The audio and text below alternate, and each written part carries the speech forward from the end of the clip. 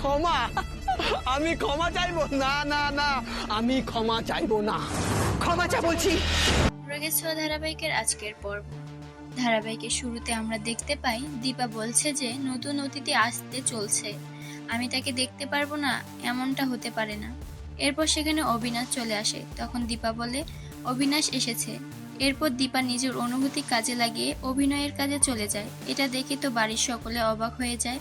অবিনাশ বলে, আপনার 3টে চোখ রয়েছে, তাই তো আপনি এত সবকিছু করতে পারছেন। অবিনাশের গলা শুনে দীপা বুঝতে পারে তার কোনো একটা সমস্যা হয়েছে।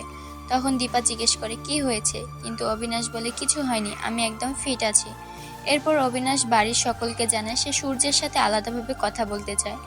এরপর অবিনাশ সূর্যকে নিয়ে বাড়ির বাইরে চলে যায় এবং সেখানে গিয়ে অবিনাশ সূর্যকে জানায় সে দীপাকে নিজের চোখ দান করতে চায়।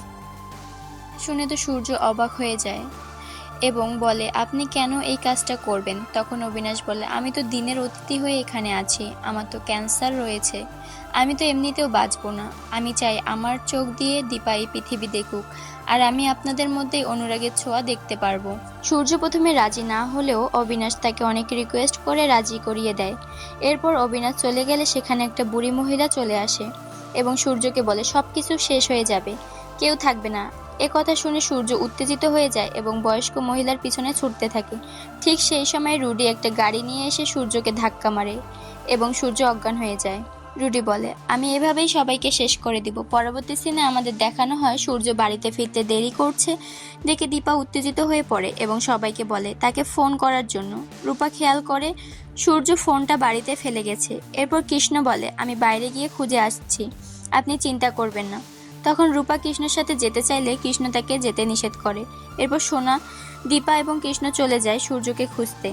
তারা বাইরে গিয়ে দেখতে পায় সূর্য মাটিতে পড়ে আছে। তখন সোনা অনেক কান্নাকাটি করতে থাকে, তার বাবাকে জড়িয়ে ধরে। পরবর্তী সিনে দীপা ছটফট করছিল বাইরে যাওয়ার জন্য। ঠিক সেই সময় উর্মির ফোনে কল আসে এবং সে জানতে পারে সূর্য অ্যাক্সিডেন্ট হয়েছে। দীপা উর্মিকে জিজ্ঞেস করে কি হয়েছে। তখন উর্মি বলে অবিনাশের একটু শরীর খারাপ হয়েছে, তাই দাদাই তাকে নিয়ে হসপিটালে গেছে, আমিও যাচ্ছি। দীপা তার সাথে যাওয়ার বায়না করলে উর্মি তাকে বুঝিয়ে বাড়িতে থাকতে বলে। এরই মধ্যে রূপা অসুস্থ অনুভব করে, তখন উর্মি অনুজাকে বাড়িতে থাকতে বলে, সে নিজে চলে যায়। পরবর্তী সিনে আমাদের হসপিটালে দেখানো হয় সেখানে সূর্যকে নিয়ে আসার পর সোনা অনেক কান্নাকাটি করছিল। তখন এক ডক্টর এসে সোনাকে অপলক দৃষ্টিতে দেখছে। এরপর সোনা ডক্টরকে রিকোয়েস্ট করে যে করেই হোক আমার বাবাকে বাঁচান।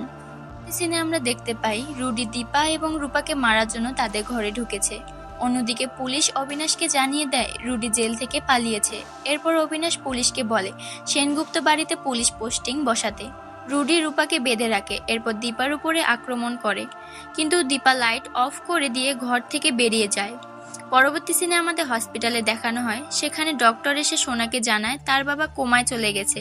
এটা শুনে তো সোনা অজ্ঞান হয়ে যায়। তখন ডক্টর তাকে ধরে ফেলে এবং অলি বলে ডাকতে থাকে। এই ডাক নামটা শুনে তো সোনা অবাক হয়ে যায় এবং ডক্টরকে জিজ্ঞেস করে কে তুমি। তখন ডক্টর জানায় সে আরিয়ান। এরপর সোনার মনে পড়ে সে একসময় আরিয়ানকে প্রপোজ করেছিল।